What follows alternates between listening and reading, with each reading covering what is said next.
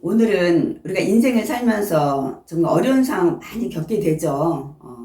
그런데 이제 그 중에 하나가 열심히 일하고 성실하게 인생을 달려가도 이 채워지지 않는 빈들과 같은 그런 상황에 처할 때 우리 많이 있습니다.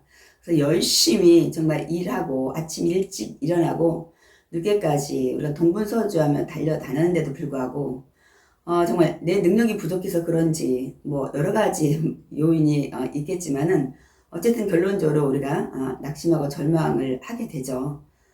그러나 오늘 우리가 이 오병이어의 기적의 사건을 통해서 2000년 전에 그 빈들에서 일어났던 이 기적이 오늘 저와 여러분에도 일어날 줄을 믿습니다. 그래서 그 비결을 우리가 말씀을 통해서 배워보려고 합니다. 여러분이 오병이어의 기적 이 사건 여러분 거의 말씀을 들어보셨죠? 어떻게 여러분 말씀을 좀 들으셨나요? 우리가 보통 그동안 들어왔던 그 말씀들은 빌립과 같이 이 계산적인 이 믿음을 가지면 안 된다. 안드레와 같은 이 긍정적인 믿음을 가져야 된다. 이렇게 안드레처럼 이 도시락을 올려드리고 정말 어린아이가 예수님께 올려드려서 우리도 삶에 이 풍성한 오병이어 이런 기적과 같은 사건들이 우리가 일어나게 축복을 받아야 된다. 이런 것들이 우리가 설교의 대부분이었습니다. 그래서 우리 것도 예수님께 올려드리자. 뭐 이렇게 이제 우리가 보통 말씀을 많이 들었잖아요. 그런데 저는 말씀을 좀 다른 각도에서 우리가 말씀을 한번 나눠보려고 합니다. 이 오병이어의 기적은 사복음서에 다 기록이 되어 있습니다.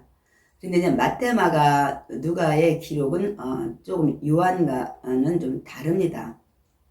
그러니까 마태, 마가, 누가의 기록은 제자들이 빈들이라는 상황과 저녁이라는 상황과 떡값이 없다는 것, 또 만약에 있어도 뭐 떡을 살 곳이 없는 이들의 계산을 이미 마치고 예수님께 예수님 이거 빈들이에요. 지금 해가 지고 있어요. 빨리 이 무리를 동네에 보내서 각자 저녁을 해결하게 하는 게 좋을 것 같습니다 하고 건의를 드렸다고 기록이 되어 있는데요. 이 요한복음의 요한은 좀 다르게 기록을 하고 있습니다. 여기는 예수님이 거꾸로 이 빌립에게 빌립아 우리가 어디서 떡을 사서 이 사람들을 먹이겠느냐 하고 질문을 하는 내용으로 시작이 됩니다. 그런데 그 뒤에 말씀이 매우 중요하죠. 이렇게 빌립에게 이 말씀을 하신 것은 이 질문을 한 것은 친히 이미 빌립이 어떤 대답을 할 줄 다 아신다고 아시고 이 질문을 했는데 빌립을 시험코자 함이라면 빌립의 믿음을 더욱더 잘하게 하기 위해서 이런 질문을 했다고 기록을 하고 있습니다. 그럼 우리 정말 예수님이 이 빌립에게 물었던 질문에 빌립이 뭐라고 대답을 했을까요? 빌립이 대답하되 각 사람으로 조금씩밖에 할지라도 예수님 200데나리온 떡이로도 부족할 것 같습니다. 이 많은 물이 남자만 5,000명 우리가 나중에 이제 이걸 다 먹인 그 명수를 우리가 이제 기록을 보고 알 수 있죠. 아이와 부녀자까지 한 2만 명 이렇게 우리가 추산을 하고 있는데 예수님께 이 많은 물이요 정말 200데나리온어치 떡을 사올지라도요 다 먹일 수가 없고 부족할 것 같아요. 결국은 예수님 이 많은 물이 먹일 수 없습니다 하고 이미 결산을 다 끝낸 이 부정적인 얘기를 예수님한테 대답을 한 것입니다.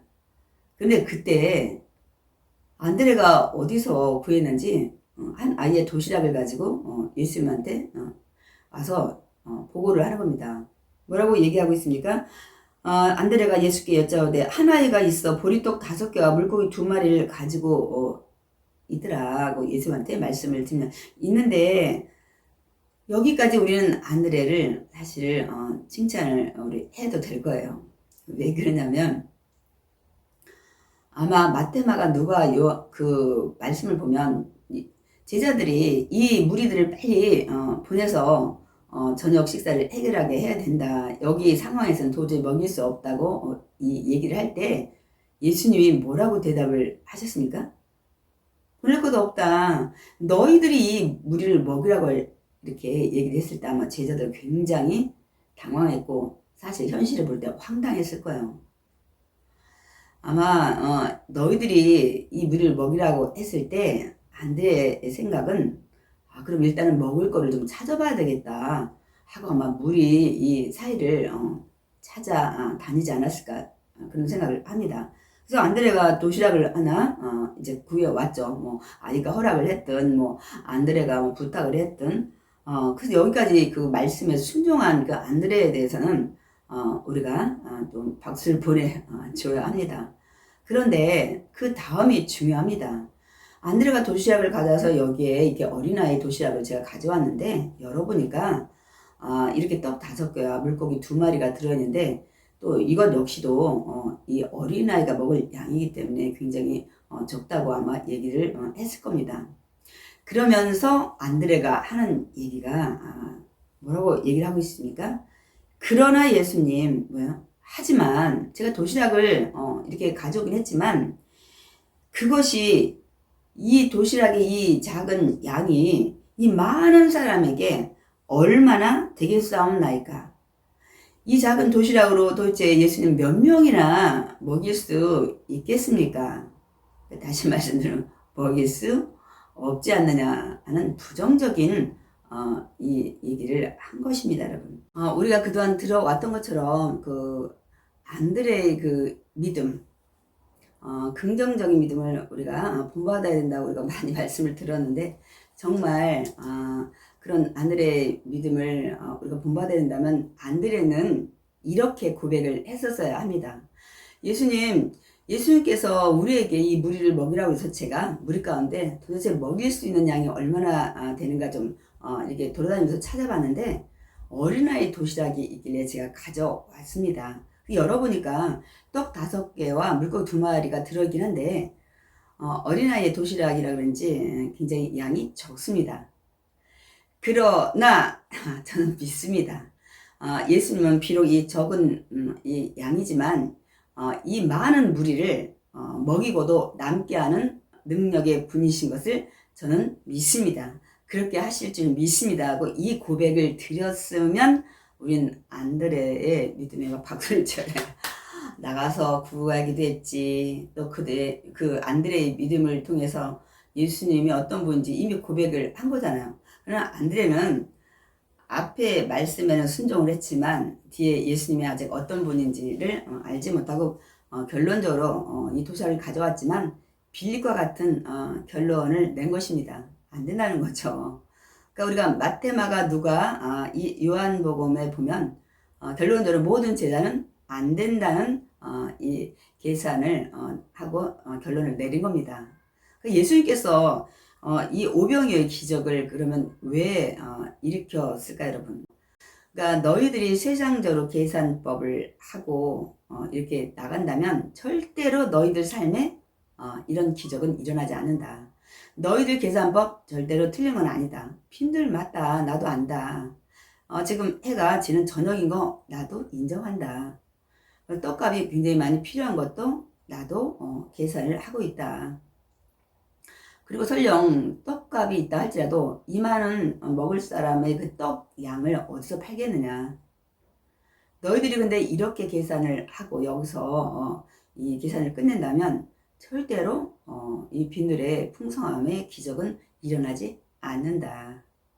그러니까 너희들 계산법에 가장 중요한 게 빠져 있다는 것을 예수님은 알려주고 싶었던 것이고 예수님이 어떤 분이라는 것 역시 이제 알려주고 싶은 이 교훈을 삼기 위해서 이 기적을 일으키신 겁니다.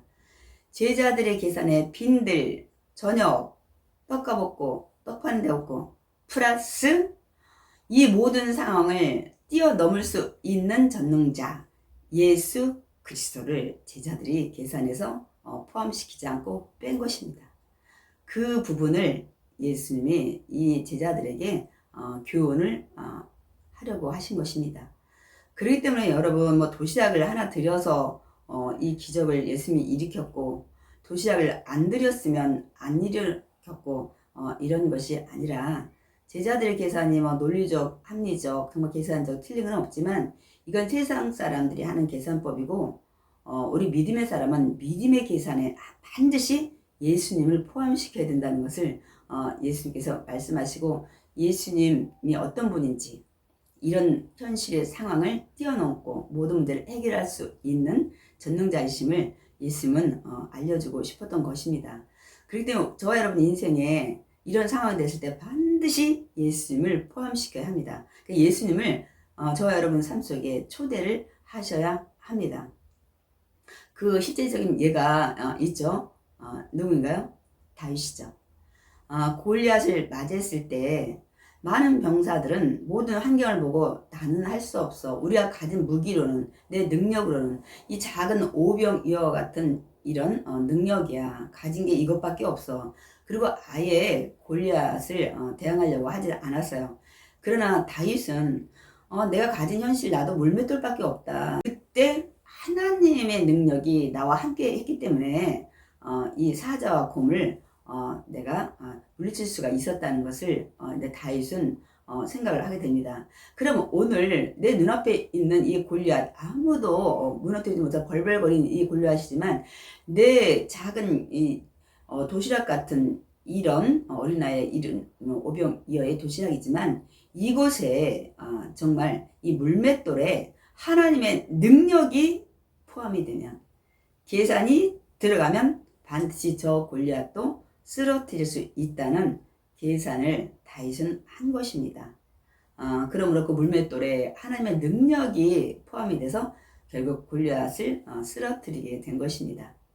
그렇기 때문에 저와 여러분이 앞으로 인생 이런 빈들에서 있는 현실만 계산해서 끝내면 우린 낙심할 수밖에 없어요. 우리가 가진 능력으로는 절대로 현실의 과제, 문제를 해결할 수 없을 때가 너무나도 많이 있거든요. 그래서 반드시 저와 여러분의 이 빈들 같은 텅 빈 또 아니면 큰 문제를 만났을 때 그 문제를 해결하기 위해서는 반드시 예수님을 저와 여러분의 문제, 저와 여러분의 삶에 초대하시기 바랍니다. 예수님 어떻게 초대할까요? 예수님 오시옵소서 이렇게 우리가 해야 되나요? 그 예수님을 초대한다는 것이 바로 기도입니다. 예수님이 하실 수 있는 분이라는 믿음을 가지고 예수님께 기도하고 예수님의 이름으로 마치는 것이 기도입니다, 여러분. 그것이 예수님을 초대하는 거예요. 예수님께서 분명히 말씀하셨죠. 이제부터는 너희가 내 이름으로 아무것도 구하지 않는데 이제는 내 이름으로 아버지께 구하라. 그러면 아버지께서 너희가 구하는 모든 것을 주실 것이라고 말씀을 하십니다. 그렇기 때문에 저 여러분 예수님을 반드시 초대하시기 바랍니다. 그래서 우리가 인생의 빈들에 그런 상황에 많이 처할 때 많이 있지만 절대 세상적인 계산으로 끝나서 낙심하지 마시고 그 문제를 풀어줄 수 있는 2000년 전의 빈들의 이 오병이어의 기적 오늘도 예수님은 동일하게 역사를 하십니다. 그래서 저희 삶에 예수님을 반드시 초대하시고 예수님과 함께 풀어나간다면 저희 인생에도 반드시 오병이어와 같은 풍성한 축복이 넘칠 줄 믿습니다.